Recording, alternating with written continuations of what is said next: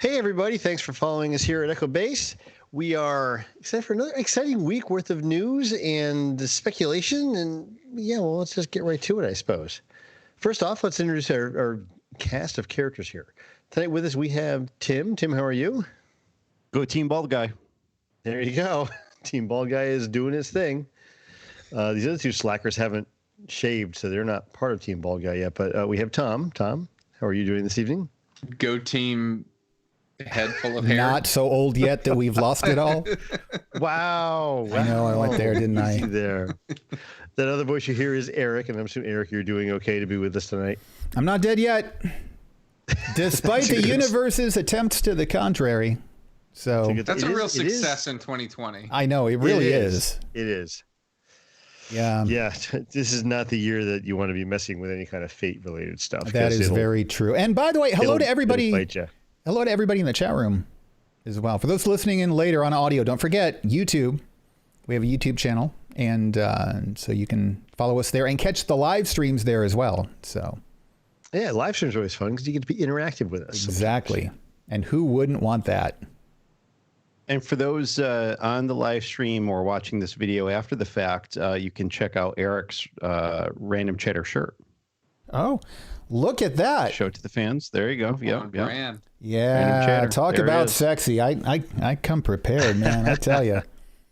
Can you do a little like a catwalk thing? Stand up and twirl? I could, but I would have had to have worn pants for that, and I'm not. No. All right. I did not look into YouTube's terms of service topic policies. I'm wearing pajama pants. It's okay. Got to be comfortable when you podcast, right? Sure. Like that scene in Raiders of the Lost Ark. Just look away.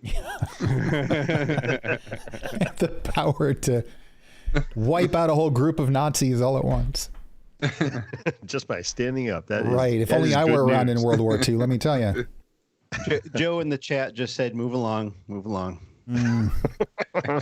Wise man, that Joe looking out for everyone's safety. Okay, well, first up in the news here, we have some information about the High Republic and what is coming with us here. Now, Tim, you have a note here that we're getting a crawl, but we're not really getting a crawl because it's not a movie. The galaxy is coming apart at the seams. True. It's not like, they're calling it an opening crawl. Okay. Because they're kind of stylizing it as such. Right. And this is going to set the stage for the novels. It's hard to literally have a crawl in a book. Unless you're doing the Kindle Media thing or the Apple Books animated thing. You could do that. Yeah. Yeah. So this was posted to StarWars.com on their High Republic banner. It's not particularly associated with any Star Wars films or TV shows. And because we know that this is going to kind of be a multimedia thing across at least various reading platforms, who knows if it's going to make it into some kind of moving media, be it animated or live action. Who wants to read it? I'll do it. I think we should have Eric do it because he's got that sexy voice. Right. Yeah. To go along with my sexy shirt. And lack of pants. And lack of pants. All right, here we go. The galaxy is at peace, ruled by the glorious Republic and protected by the noble and wise Jedi Knights. As a symbol of all that is good, the Republic is about to launch Starlight Beacon into the far reaches of the Outer Rim. This new space station will serve as a ray of hope for all to see. But just as a magnificent renaissance spreads throughout the Republic, so does a frightening new adversary. Now, the Guardians of Peace and Justice themselves must face a threat to themselves, the galaxy, and the Force itself. Now, sounds like a real Jedi lover wrote this. It really does. So that's the first thing. The second thing, you have a bunch of authors working on these books, and you have a sentence that says, now the Guardians of Peace and Justice themselves must face a threat to themselves, the galaxy, and the Force itself. There's a lot of selves and self in that sentence. Yeah. Maybe we'll get them a thesaurus for Christmas. I know that's like a really nitpicky thing. I'm sorry. But as you're reading it out loud, you're like, didn't I just say that word? in the same sentence already. Oh, and here's a third time almost. So I like the opening sentence that reads like a bit of Soviet propaganda. Right. The glorious republic and the noble and wise Jedi Knights. Not those other guys. Not those Comrade bozos. Knight. Yeah. So one thing real quick that I did see pointed out, Starlight Beacon, which is, I'm reading this and I keep having flashbacks to like Babylon 5, Deep Space Nine, things like that. But this apparently is going to be a focus of the comic book series, or one of the comic book series is going to be centered specifically around Starlight Beacon.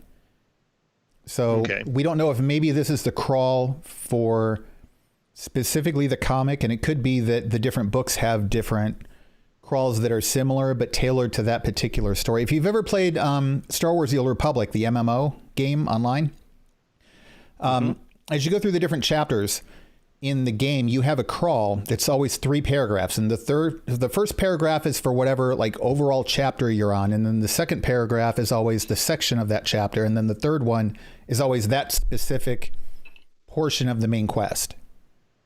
So I'm wondering if it might be something where there's like a more generic setup and then something for like whatever phase it is. Like if you use the MCU as an analogy, like phase 1, phase 2, phase 3, and then like, I don't mean this literally, but, and then you get more specific for whatever that particular novel or comic is. So we might get things that are similar, but fine tuned. Some of the individual comic series so far have had their own sort of pseudo crawls within the first page of each comic. Right. So that wouldn't be unusual. And it would make sense. My understanding of Starlight Beacon is, it's this navigational hub of sorts that is supposed to help open up the galaxy and help space exploration. So that could be the focus of the comic series, but it could serve as a vehicle to set up the rest of the stories that they're telling. Which is good. If nothing else, having that centralized location gives the characters a place to keep coming back to, and a sense of familiarity and a point of reference for the audience. Yeah, exactly. And I like they've sort of referenced it offhanded when they rebooted the Star Wars comic, the main line. The Rebellion actually uses the Starlight Beacon. There's an offhand reference to it as an inspiration to reassembling the Rebel fleet after the Battle of Yavin and the evacuation of the base there. So they've got the groundwork laid. Good. Are you guys? That seems to work for us. I mean, I like that they're doing this. I like they're giving us a place to start. Because everything's been pushed off. We should have had our first novel by now, I believe, right? This was that's a good point. Released in October. Yeah. So I got to say it's Carrie mentioned in the chat that this seems a little almost inspired by Outbound Flight, or is a little reminiscent of Outbound Flight. For those of you who know of and happen to recall the legend story of this large ship that went out into the unknown territories loaded full of Jedi and others to explore and settle and such, and was never heard from again. Yeah. Was it a ship or a fleet of ships? It was a ship. Was it just one? If you think of what's the colony ship from The Expanse? Forget the name of it. Oh, the behemoth or whatever they've called it. If you think of it kind of like that was what the Outbound Project was supposed to be like. What was I thinking of? They had a fleet of ships that were slaved together and got lost. The Dreadnought that Thrawn recovered in Heir to the Empire. Okay. Am I right, Tom? Does that sound correct? The Katana fleet. Yeah, there you go. Katana fleet. Katana fleet. That's what it was. Yep. Right. There you go. Thanks. Yeah. So Getting my ships mixed up. Yeah. I'm really looking forward to the High Republic, but I have a hard time getting too excited about it right now. And I think it's because like when StarWars.com releases a little profile, hey, here's a sneak peek of what's coming with the High Republic. Here's Bob the Jedi. And Bob looks like this, and he has this type of cloak, and he has this really cool lightsaber. And Bob likes music but hates reading and likes long walks on the beach and is a really good pilot. Okay. Like, I'm sure later on that'll be really exciting, but right now I have a hard time getting too into it yet.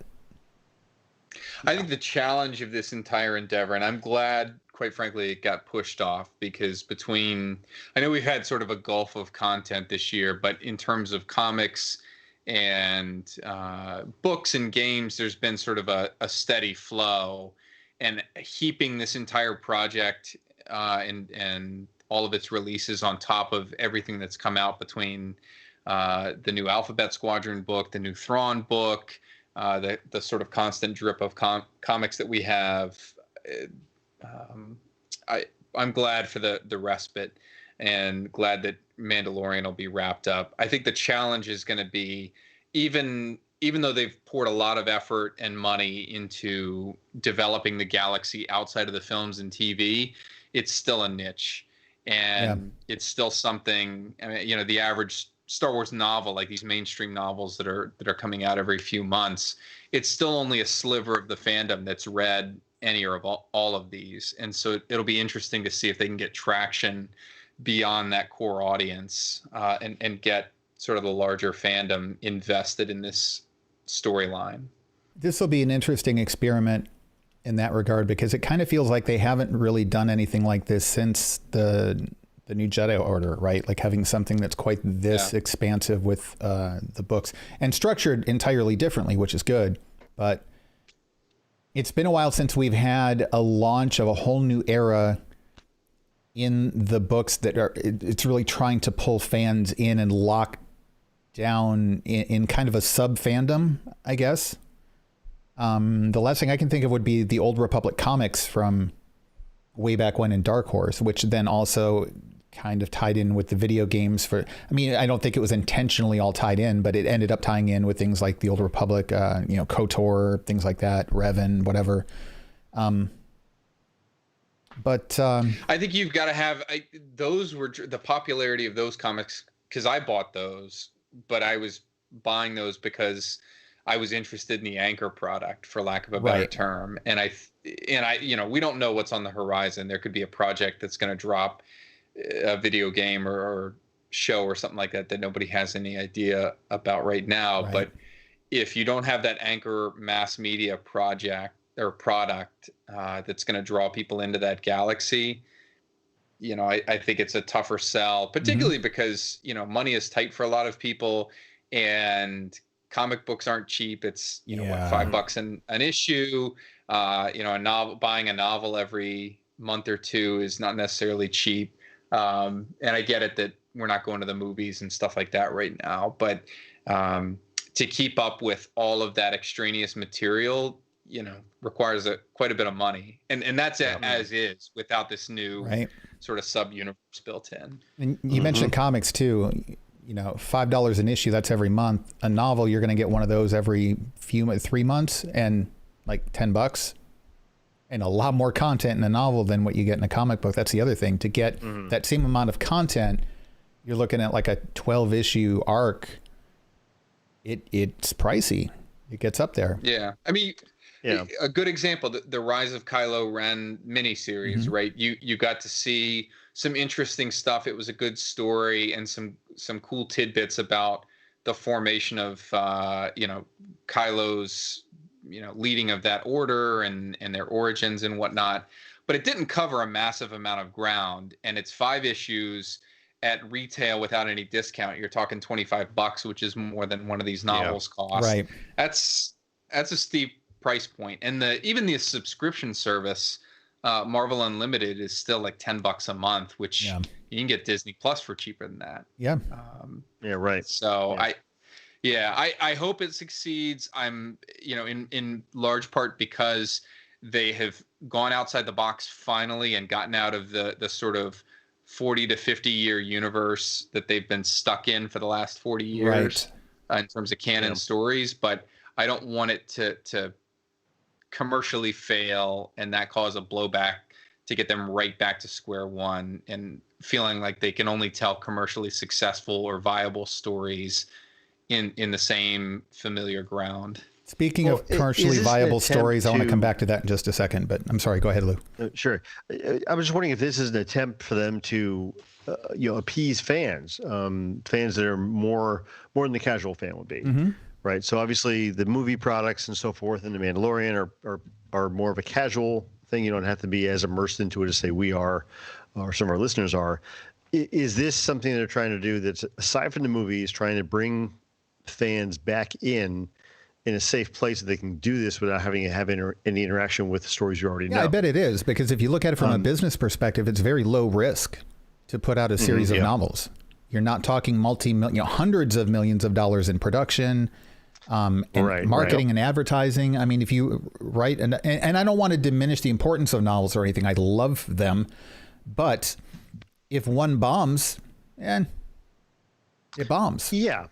It also doesn't give you a big reward on your investment either. So, you're getting what you pay for in development, so to speak. It's low risk, but it's also low reward. However, in the interest of kind of creating that little subcategory of Star Wars content, I think it's smarter to do it this way. And then if it's so popular that you want to spin off a TV series or a movie or a video game or something like that, more big budget projects, I think this is a safer way to go. And I think, as you said, Lou, it's specifically to cater to fans like us who want something outside of just seeing what Han and Leia did on a particular Thursday when, they were in their late 30s. I want that story. Yeah. Yeah. And I hate to think this way, but in some ways, along that line of thinking, it could be a litmus test. We've seen sort of we've seen the blowback from Solo and sort of the complete change in plans that resulted from that movie's performance. This could be a litmus test to say, hey, look, we're willing to tell stories in this era. It's low risk from a narrative standpoint because there are no attachments to these characters other than maybe how Yoda is portrayed. Nobody's going to get up in arms over Luke Skywalker because he's not in these books. Right. And so we can see and test this mini universe amongst the fandom. If it is popular, we can look at one of those, those additional series. Ahsoka is a good example of that. Ahsoka was more of a high risk character in the medium that she was introduced in. But, if she wasn't as popular as she is now, I don't think we'd be getting, I don't think you'd see her in Rebels. I don't think you'd be getting the sort of content and the clamor to see her more that you are now. Right. So I think it's a proving ground. Yeah. Could very well be. Well, we'll have to wait and see. 2021 is just around the corner. So, and 2020 can't end fast enough. I know, right? I like the theory, though, that 2020 is just the trailer for 2021. No. Let's face it. So back to... Don't you put that evil on me. Back to commercially successful content. We know that the streaming stuff on Disney Plus is doing really well. And we've got The Mandalorian coming back in a few days, under 2 weeks now. And I don't think this is going to be spoilery. The appearance of a character that's already, I think, been announced, Katie Sackhoff. We'll get to who she's playing in just a few seconds here. But there has been a report from two different places who are considered to be very reliable sources. One, a longtime reliable source, and one, a more recent source that people are cautiously considering to be pretty reliable. And again, this is speculation about a new series that is in development. The first source is Latino Review, which is now known as LRM, Latino Review Media. They've been around for a long time. They've been breaking news for ages. And the other one is Kessel Run Transmissions. They have both stated that the Cara Dune spinoff series that has been rumored for a while may not be so much about Cara Dune, but it's going to be a team up between her and Bo-Katan, played by Katie Sackhoff, best known for Battlestar Galactica. Or the Bionic Woman TV series that did really well for like an episode before it got canceled. Kidding. It was horrible. But anyway, so Katie Sackhoff is, she did the voice for Bo-Katan in the Clone Wars cartoon series, right? Yep. Okay, so she allegedly is returning to The Mandalorian for season 2 and will have a brief appearance. And apparently Gina Carano and Katie Sackhoff hit it off so well on set that they pitched some sort of like a spin-off series, and it's at least being considered, if not in some form of pre-production. Retake Mandalore. Yeah, there you go. Just name it that, and then it's just them kicking remnant Imperial ass. Maybe. Yeah. I'd watch it. So I don't know. I thought that's interesting. I would love to see Cara Dune get a spinoff, but I don't know that. I mean, as much as I like the character and I love Gina Carano, I don't know that there's a spinoff there with just that character. But if you have be kind of a team up thing or an ensemble, I can definitely see it, and I would love to see it.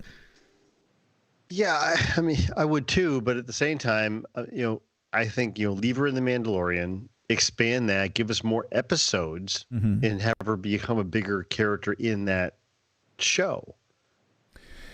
Like you said, does she need a whole show by herself? Is she enough to do that? Yeah, you could make it into that, but why would you want to diminish The Mandalorian when you have a great character you can Weren't use you the to help one expand talking that about, show more? let's make sure we don't have too many people on The Mandalorian because it's called The Mandalorian. It's not called The Mandalorian and Friends. Yes, no, I totally get that. I agree with that 100%. But you've already got her there. Right. She's part of that cast, part of that ensemble. Right. She's part of his And crew. I would hate to not see her there anymore, too. Mm-hmm. So that's the other thing. But. Right. I mean, if you take her out, you've got to backfill that role with something. He's got to have somebody with him. He's not... unless you're going to make him a lone wolf all the time and never have anybody to hook up with except for, the child. We also have to see where season 2 takes us too, because, as people have heard us talk about before, there are a lot of new characters who are going to be making appearances in season 2, apparently. True. They could be going back in time too for the two of them, like during her Rebel Alliance days.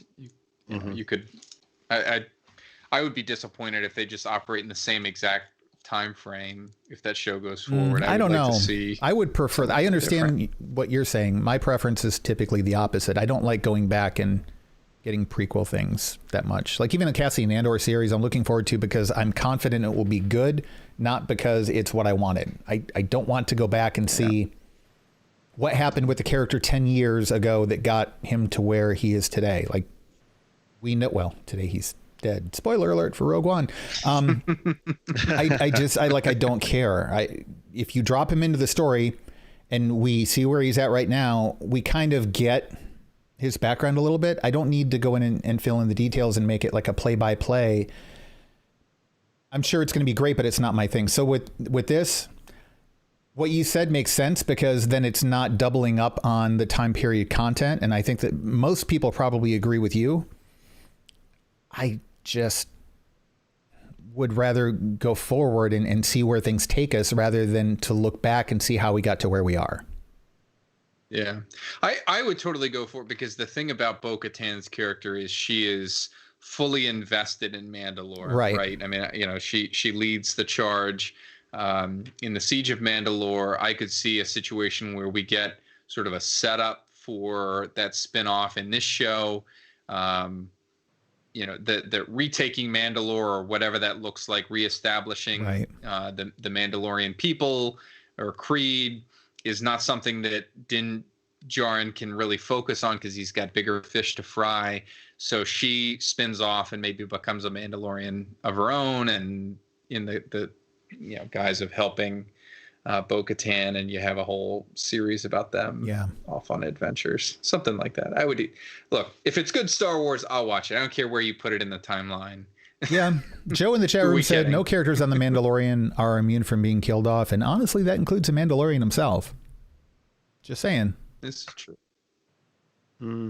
Because there are others who could be the Mandalorian. Yeah, we had a discussion before. I think you're wrong. But anyway. In a literal sense, it's true. Nope. You're absolutely right. Yeah, in a literal sense, you're absolutely right. But The Baby Yoda not, show is what we have. That's now. not the intent of it. I don't think Yeah. so. Okay, where are we here? Snoke.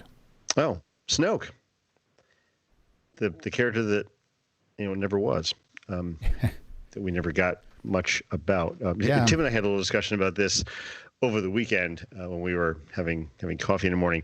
But so Snoke itself, I mean, aside from being woefully underused in the trilogy, we're getting a little bit more detail about him in a book that's actually coming out in the U.S. here in about a week. It's been released in the U.K. already.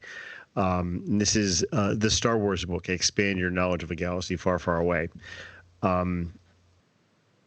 It's one of these books that's going to give us a bunch of details on almost like an encyclopedia, I would say. Yeah, now this is coming out from DK, so is this like the visual art guides where it's like a picture book where you get a picture and you get a little paragraph, or is it getting into like it looks deeper... like it.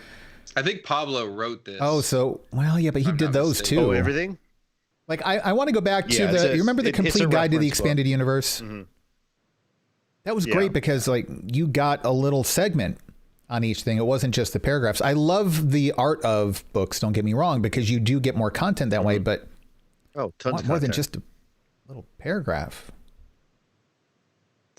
Well, like this has got at least a page on Supreme Leader Snoke in this book. There's an article we've referenced here from inverse.com, and somebody's Twitter account had posted a picture of this page and gives some background on Snoke and kind of talks about what he is, what he isn't, and how he plays into things. Well, was he alive or not? Who knows? I still like that snow globe full of Snokes. But yeah, I want one of those for Christmas. I just read all this and I'm like, factoids like this, and I have a shelves and shelves of reference books. I cannot get enough of them. But for such a core part of the story, where was this stuff in the story? Because you read some of these factoids about him being a Strand cast, him being Darth Sidious's proxy, whilst Sidious is off getting reconstructed or whatever's happening to him. And I look at this and I see such potential for like storylines that could have fleshed out The Force Awakens and The Last Jedi and ultimately Rise of Skywalker. And here, it's frustrating to have to resort to reading this stuff in a side book like this. Now one that's coming out over a year after the movie comes out. And that's coming from somebody that drinks up little side factoids like this about everything. So it was and this also circles back to a discussion we've had a number of times, and that's that there was no cohesive story written at the get-go. So this is something that was written solely for the Rise of Skywalker. In all likelihood, we don't know that 100%, but chances are this was a construct solely for that movie. So all that background and the machinations of it, which, like you said, Tom, I agree. We would love to see how all that came to be. We would love to see how the Emperor survived and how he puppet mastered this whole thing and all that stuff. And, instead it was, the opening crawl, surprise, Palpatine's back. Yeah, well, that's a really, really freaking big thing, and they gave it to us in a sentence, and it's still kind of a disappointing thing. And maybe we'll get some novels or something that give some detail and such to that, but who knows? I mean, we would have gotten all that detail about what was happening with Palpatine all this time if they knew they were going there. Right. when we had the first two movies. Or with Snoke. That's the other thing. They introduced Snoke, and then they, we talk about Darth Maul appearing and then being abandoned, and General Grievous, Jango Fett, Count Dooku actually lasted for 2 films, which, that's incredible. But each of those, you had all you needed to know about them. Really? Yeah. Okay. That's what I was going. Yeah, I was going to, because you were saying, I'm like, yeah, but those guys all had complete stories. Right. If you look at, quote, Supreme Leader Snoke, who apparently is a Force user when there shouldn't be any, an incredibly, insanely powerful Force user, who is in charge of the entire what is now Empire, you don't just, slipped on a lightsaber, got chopped in half, bye. Dude, really? Right. Like, explain his relevance, or else he can't be the bad guy. And they failed to, they utterly failed to do it. I would argue that aside from just not having a plan in general, the biggest failing of the sequel trilogy, which again, to be clear, I enjoyed a lot of the sequel trilogy. I'm not being a pessimist here, but the biggest failing was this bait and switch with the bad guys. It just didn't make any sense. And even at the time, we were trying to retcon it. And I was talking like, well, the force projection thing that Luke did, maybe Snoke kind of did that to push Kylo over the edge of killing him. And now that Kylo's like definitively, utterly dark side, now the real Snoke can step up and manipulate him, blah, blah, blah. No, he's a little science experiment in a vat. Palpatine's here. Papa Palpatine. So my entire frustration can be boiled down to a tweet by what's the actor's name that played Frodo? Why am I blanking on it right now? Anyhow, the actor that played Frodo in Lord of the Rings, he retweeted or quote tweeted a little factoid that was like, "Did you know something about one of the Star Destroyers?" Elijah Wood, thank you. And he goes, "No, how would we? How would we have?" And that's my entire frustration with this, because the purpose of a visual guide and my frustration is it should supplement, not be the foundational material. And we were given a tent without the poles in it in terms of Snoke and his backstory. And I think it boils down to just a complete whiff in terms of who needed to be there or what needed to be the MacGuffin from the outset in The Force Awakens. I think Luke worked as, a MacGuffin, but if they had had a plan to bring the Emperor back, like how amazing would that have been for Emperor Palpatine to be the MacGuffin over the course of 3 movies, right? That get teased with it, and they're all the characters in some way are in this big chase. Then the First Order has a sudden new meaning, and the threat that the Resistance is responding to isn't just a militaristic organization; it's the return of Palpatine. You've got the New Republic being like completely negligent in terms of its ignorance of this threat, and that would have led up to a real bang with Rise of Skywalker. But and I saw something that somebody, astutely pointed out that at the end of the day, the Palpatine family wins. Right. They kill the Skywalkers off and then steal their identity. Yeah. Yeah. Yes. Yeah. It's true. So Yep. It's even if it was like a D-level storyline in the third act of The Last Jedi to give us some kind of breadcrumb about the Palpatine thing, that would have been very satisfying with very, very little detail, but enough to like get you really freaking excited. And that, obviously leading us into the Rise of Skywalker, that would have been phenomenal. That would have been mind blowing. Yeah. But They're out there making whole, the transmission to Resistance allies, and they pick up Palpatine's transmission, and exactly. 2 years. Exactly. Not just that would have been Misa back. Yeah, and, that would have been and awesome. There it is. It's and it would have been more sad. I mean, even if they kept it kind of on the down low, and if you go back and watch the movies again, you could pick up on subtle threads that would allude to that. Foreshadow it. I'd even be okay with that if you could go back and look at it and say, oh yeah, this, and this were all part of that plot. Right. But I mean, this comes down to, so as we were, Tim and I were away for the weekend with our wives, and we were packing up and watching The Force Awakens as we're packing, and it's probably my favorite of the prequel movies, and the sequel movies, and it just, unfortunately, you watch it and you're like, there are so many missed opportunities of things that they built up that just didn't do anything with because somebody else wrote the other two movies and just didn't pick up those threads. It's just, there needed to be more foreshadowing for Palpatine. You don't have a murder mystery, and you've got the grandfather, and then you've got the husband and wife, and then the various different adult children who want the inheritance, and then there's the cook and the butler, and the private detective comes in and investigates and interrogates each one of them, kind of like the movie Knives Out or something. And then at the end of the movie, you find out, nope, the next door neighbor is a retired sniper. Bullet through the window. We're done. Move on. Like, where did that come from? You have to plant seeds along the way, or else the story's not fulfilling. Right. And the seeds that we got grew to fruition in certain characters. For example, Rey missed the boat with Finn, missed the boat with Poe, missed the boat with Rose. I could go on, but at least Rey got somewhere and Kylo Ren got somewhere. But Palpatine, like, you have to have the antagonist mean something too.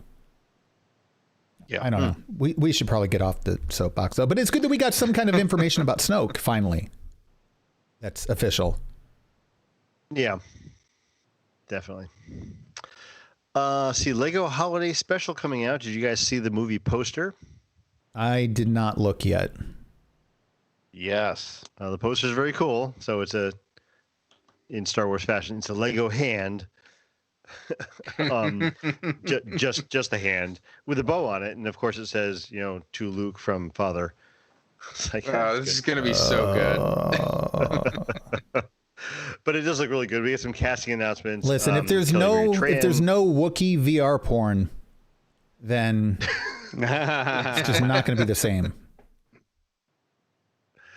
Let's see, some casting announcements, some voice actors reprising their roles. Kelly Marie Tran, Billy D. Williams, Anthony Daniels, Matt Lanter, Tom Kane, and James Arnold Taylor are some of the people coming back, which are all great people. We're used to hearing their voices on animated stuff, which is cool. I'm looking forward to this. This will be on November 17th, and this is on Disney Plus, correct? Only place you can see it? I believe that's correct. Yes. Yeah. Yep.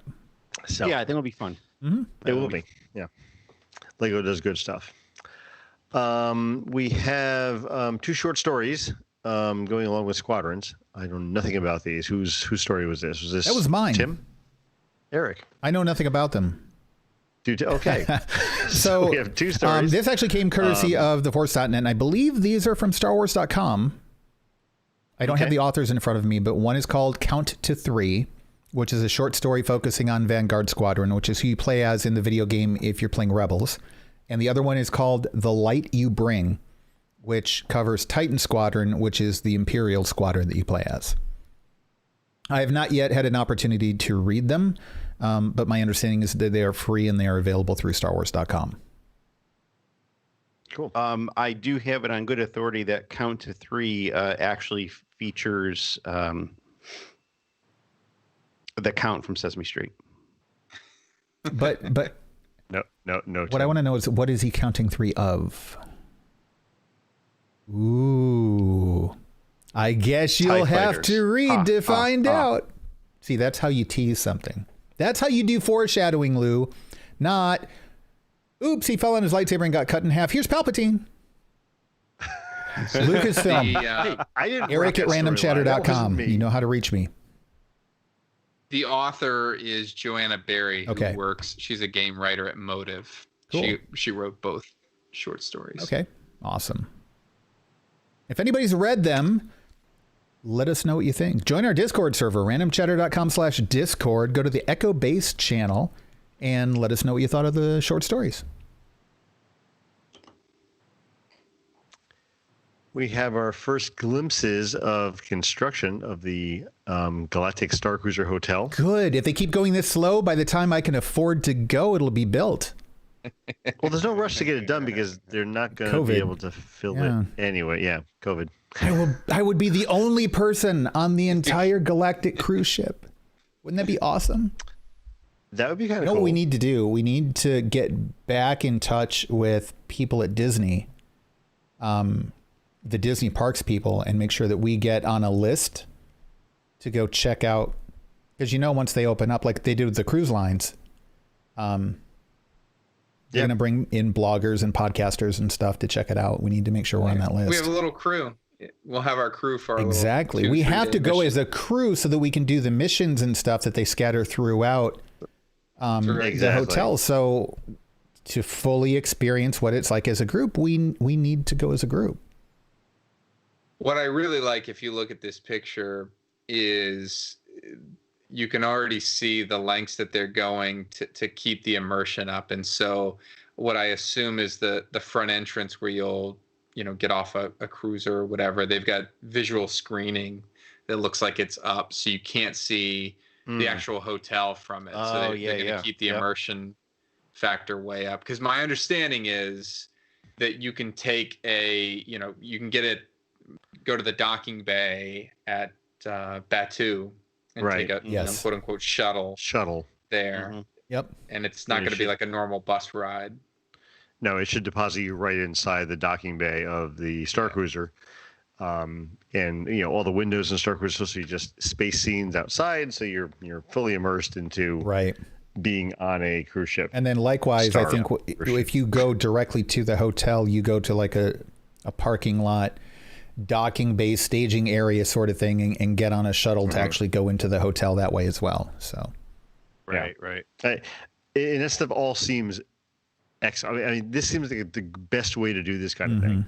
If they can keep that immersion level up, where you feel like you are leaving our world and jumping on a ship and going up to a starship in orbit, and going from there, that just seems fantastic. Yeah. Mm-hmm. Okay, let's see. I should close that and go back to the show notes, huh? Yes, I'm trying to. Yeah. Too many windows open. See, Star Wars confirms Mandalorian's homeworld. This is another in the proud tradition of toys spoiling story bits. That never happens. It's just that this time it's like a higher end toy that's doing the spoiling and instead not Lego. Of like, what is it? Lego The Germany or like a Lego stuff. That's where we got all the leaks for the sequel trilogy stuff. Yeah. So this is a toy from Hot Toys, right? Mm-hmm. Yes. They have a 1/16 Death Watch Mandalorian. And what's the place? Akvatina? Akvatina. Doesn't ring a bell with me. But so I hope that's hopeful, everybody, or that's helpful, everybody. Spoiler. If you know what the heck an Akvatina is, let us know. And if Tom doesn't know it, we don't. Right. We're all screwed. Right. The fact that Death Watch is involved in intervening suggests to me that it's probably somewhere within Mandalore's sector. I don't see Death Watch getting involved just somewhere random in the galaxy. So I have a feeling this is some contested planet. There we go. There's our episode title. If Tom doesn't know it, it doesn't exist. It doesn't exist. Right. Okay, Tom, question for you, though. In this article, the picture of the Hot Toys Death Watch Mandalorian, what's he holding for weapon? What is that? Let me see here. Does not look familiar to me. That's it's a modified Relby blaster. So if you're familiar with Bosk's weapon, it's like looks to be a modified version of that. Okay. See, that's why I don't use Google anymore. I use Tom. Right. I've got like those little Amazon Echo voice assistant things throughout my apartment. I keep waking up in the middle of the night. Hey, Tom, what is such and such? And it never answers me. And it's really annoying. So, Tom, you're kind of dropping the ball. If you want to compete with the likes of, well, I won't say her name because she's like this far away from me, but and she'll or Siri or Google, Well, if you change over to the new Apple HomePod thing, you can make Tom part of your networking. You can use that new intercom thing they have. Hey, Tom. If I did that, I could get surround sound finally, and then, but only if you get the more expensive ones, the ones that are like $350. And I'm not rich yet, or I'd already be at the Galactic Starcruiser Hotel thing. Look, before we all go on our mission, I will give everybody a full briefing on Florida squatters' rights. You find your hiding place and meet the requirements, and we will own real estate. That's awesome. And this is coming from our resident lawyers, so that's right. That's right. yeah, not bad. If Tom says it, it must be true. This is mine now. For a little bit of info here on Aquatina, Wikipedia does give us some info. Where did they find out from? It was not Tom. I guess not. They say that it was a settlement inhabited by a number of humans. During the Clone Wars, the Confederacy had attacked the settlement, killing the population. The Mandalorians of Death Watch intervened in the attack, fighting back against the Separatist droid forces. That's just a summary of his flashbacks. Yeah, we saw all of that. Yeah. So I'm guessing Aquatina was either referenced in Clone Wars, although if it was, by God, Tom should know it, or there was some novel or comic or something that had mentions the name somewhere that was buried. I think what happened is when this news broke, they went to the Wikipedia page and they said, okay, here's all the content from the flashbacks, and it's called Aquatina. I'm serious. That's exactly it. Sure. I think that's what happened. Yep. Well, what's interesting is that the article for this from Inside the Magic says that people had guessed that this was it. So Aquatina so it did exist somewhere. Okay, yeah. Fair enough. And actually, I didn't source this in Wikipedia. They usually do say where their material comes from. So while you guys go on to the next subject, I'll look this up. Okay, next up, we do have a release schedule for Mandalorian Season 2. Doesn't tell us much. Looks a lot like last year's. But yeah, I mean, October 30th, November 6th, 13th, 20th, 27th, December 4th, 11th, and 18th. So there are 8 dates here. How many episodes are there? Are there 8 or 10? Do you remember? It was 8 last time, probably 8 this time. So we're not getting any doubled up back-to-back episodes, it looks like. Which is a little bit disappointing. Because we had the first 2 doubled up, and we had... Didn't we have the finale doubled up too, or no? Maybe not. I don't remember. Either way, it looks like we're getting them a week apart. Last time around, I think we had like a debut on one day of the week, and then a few days later, it dropped to the normal day.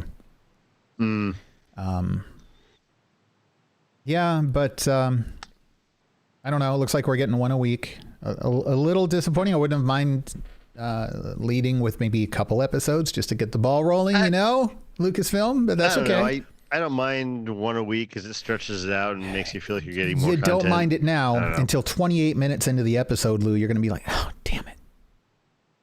Well, no, 23 minutes when they start rolling the credits and it's already over, yeah. You're not going to sit through the credits? Back.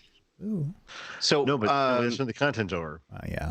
To jump over to Aquatina, what it looks like is that Aquatina is mentioned in the book that we spoke about, the Star Wars book, Expanding Your Knowledge of the Galaxy Far, Far Away, the one that's released in the UK. It's going to be releasing in the US here in a couple days. It's referenced in that book, and apparently whatever reference is in that book does not directly associate it with Din Djarin, but it was enough to drop some breadcrumbs where people said, hey, that's got to be it. So that's what it looks like. Well, that makes sense then. And now we know. Yes. Good. Sure. So, the other thing we have to figure out is with the Mandalorian returning, and we're going to be doing coverage on it. Another schedule we need to figure out is a schedule for the Outer Rim. That's right. So, yeah, we're going to have to talk about that because that will be coming soon as well. Yes. Yeah. Okay, so now we're getting season 2 imminently here. Season 3, let's talk about that already. This is like the iPhone. We start finding out about the iPhone 13 before the 12 even drops. Yeah. We got excited for the next one before this one even comes out. Yeah. So we are getting production before the end of this year, Okay. which surprising, but it's happening. And Pedro is still going to put the suit on. Yay.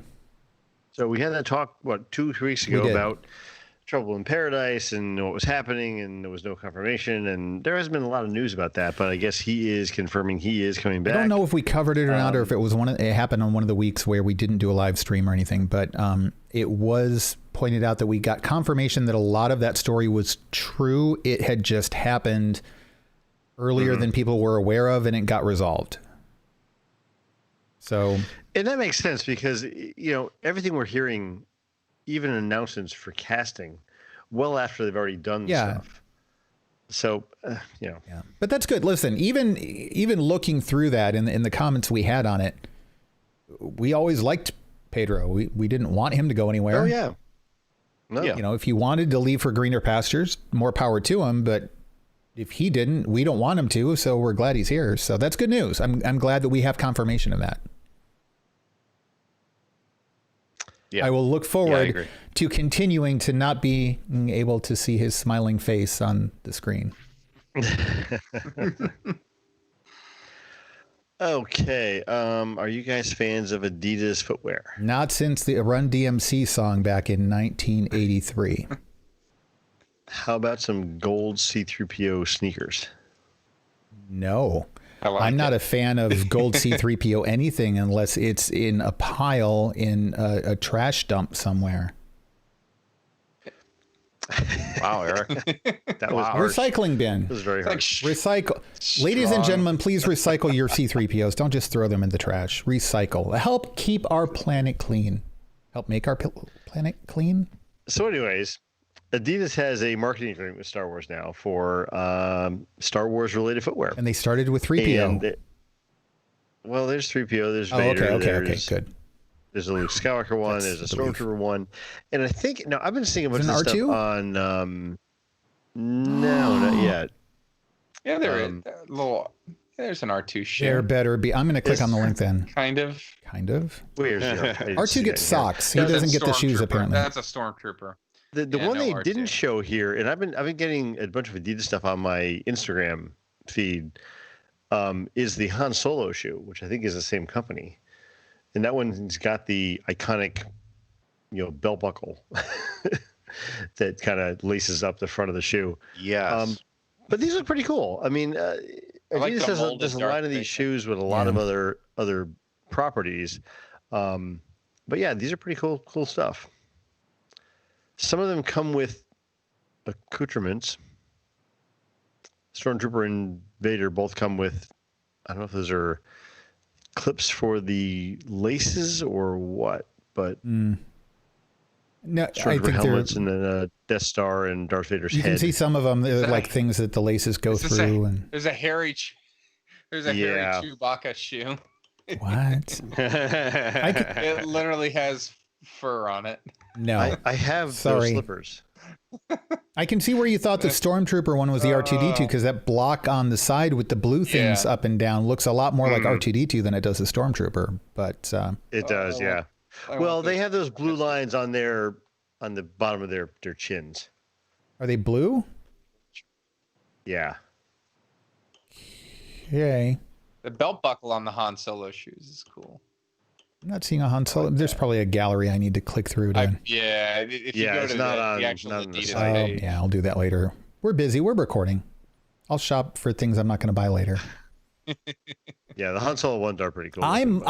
Here's what I could do. I could buy the C-3PO ones and then burn them on a live stream in effigy. Wow. All right. That could be fun. Oh boy, that would be a waste of money. I don't know. I'm trying to factor in how much enjoyment I would get out of it versus what the price is, which I have not seen. Though I'm sure I'll end up siding with you. Okay, so lastly, the Daily Record is reporting that we have film crews heading to Scotland. I want to go. Or something we don't really have details on yet. but there's speculation. But here's the question: does Lucasfilm have details on it yet? Because so far, their track record on having details in advance is a little. I'm sorry, that joke's never going to get old. Hashtag sequel trilogy. You're not wrong though, Eric. I'm not. Wrong. No. So is this for a film or television project? Do we know? Yes. Are we telling? No. Do I get to know what it is, Lou, or is it secret for me? I wasn't fascinated. It was yes. It's for one of those things. No, we don't know. I thought you were just being a jerk. Like, yes. Sorry, I was a little bit. Next topic. Slightly slow on it. Okay. Yeah. All right. So you've got in the show notes here that this is. So it's Taika. It's going to be supposedly for Taika Waititi's upcoming project. Okay. And now my understanding was this project was supposed to be a film project. Yes. That was the rumor. Yep. That's the speculation on this. So we have no confirmation, but this is what's being talked about. Okay. It would be nice to get some sort of news on some sort of a film project at some point. And again, I get it. COVID, Celebration being delayed, yada yada. Yeah, we're in a holding pattern. That's fine. We get it. Although if they're already recording establishing shots, that suggests that they're farther into the process than maybe anybody's been aware. They've got I can't imagine the treatment at least. Yeah. There's got to be some form of a story if they're scoping out scenes. Right. I mean, basically, establishing shots are to give the director options as to where they want to set this, whether they actually do a lot of filming there or not, or maybe they're going to take a bunch of pictures and video, and these end up becoming thrown on a green screen, or they are they use those to inspire digital renderings. Where you have someone who's going to do mock-ups of something, and it's going to inspire whatever. Right. There's a lot of different parts of this process, but yeah, that's establishing shots can really run that whole gamut of things. Yeah, and usually establishing shots are done after the primary photography is done, because you need to have that clip to fill in between this segment and that segment, or to get into that scene. But so maybe these aren't establishing shots as much as they are scouting locations, for which you do similar literal things. You do flyovers and stuff. Yeah. They're just they don't have to be quite as specific, because you don't have a director coordinating them. Instead, you have a location scout coordinating them. So it's a different purpose. Yeah. So maybe that's what it is. But I mean, if they're scouting in Scotland, the whole movie isn't going to take place just on Tatooine. So again, we go back to the fact that there's got to be at least a treatment. They have some ideas of a general story outline. So yeah, there's a ball that's rolling here, and you don't do that sort of thing if you don't have some people signed on. So we've got a director, at least we've got producers, casting probably, obviously not, but there's things happening. We could be given a little bit more information. And again, I know they're probably waiting for some big reveal at Celebration or something like that. D23, whatever.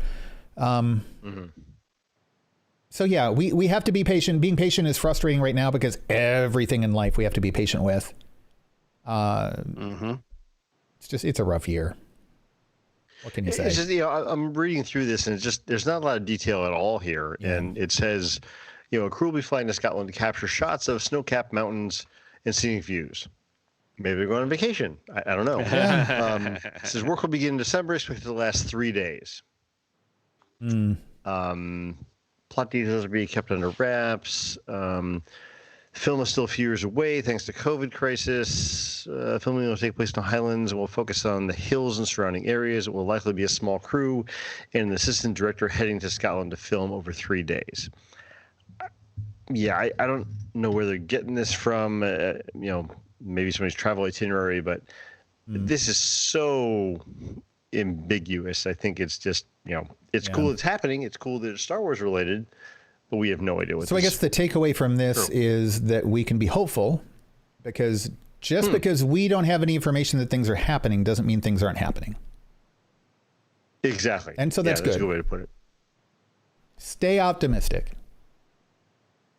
I am always optimistic.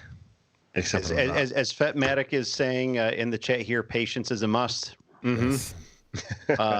And we also have to have that flexibility, knowing that, you know, Lucasfilm will not announce something and then later on they'll announce that they didn't announce that. They will announce that whatever they didn't announce has been canceled anyway. So True. because they're really good at that. they are. They're getting better. Well, guys, I think that brings us to the end of this episode. All right. We are right on an hour, so that's pretty cool. Guys in the chat room, thanks for being here with us. It's always great to have you guys there, keeping us on straight and narrow. Not that you've done a good job tonight, but you know, you tried. What were you just saying about always the optimist, Lou? What was that? Yeah, well, you know, it's hard to wrangle Tim. It's hard to keep him on the straight and narrow. Yes. That's not wrong. Yeah, see, there you go. Let's see. What do we want to plug here? We have a Discord server. If you go over the randomtrader.com/Discord, you can interact with us and see about all of our shows coming out. And if you want to even become part of Random Chatter, you can help us on Patreon and become a member of Random Chatter. And then you can get access to the rest of our Discord servers, all kinds of cool stuff just there. $1. I'm sure most people... This Exactly. many dollars. Yeah. Yeah. If they're listening, they can't see that. There's one finger there. It's Okay. an appropriate Which- finger. It's okay to watch the video later. finger? It's Okay, family. good. It's a family-friendly Good. finger. Definitely show. Yeah, you weren't giving me the wrong Yeah, no. finger. Okay, good. You can also follow us on Twitter and Instagram. We can find us on Random Chatter and Force Chatter on both of those services. And of course, now that we have these video shows, you can go over and see us on YouTube, randomchatter.com/YouTube. Like and subscribe to our feed and leave some comments. That'd be fantastic. Until next week, we're going to close the blast doors and we'll come back at you in about a week.